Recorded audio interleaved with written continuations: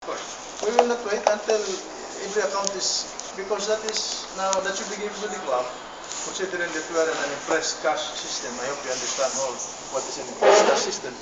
All the money should be deposited to the bank, and all expenses above revolving fund account should be by check. In other words, the check, the disbursement should be centralized with the treasurer. Yeah. Anyway, we will put that in the policy so that, sorry. So that's my one. If you submit the report, it should be including the cash. Yeah. Yes. Yes, yes. That's all, Mr. Chairman. Okay. Point well taken, PDGL. Secretary Lisa, please take note of that. So we'll make a policy on this. Okay, are there any other matters regarding the Tri-District SIMLAT seminar? Seamless.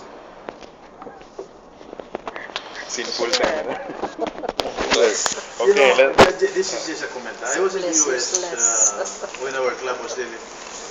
Treasurer Moshe, I was in the US and this was formulated. In fact, I was asking somebody. First, I said, what is seamless? You know, when you talk of seamless, it's a IT technical term. Meaning you can cross from one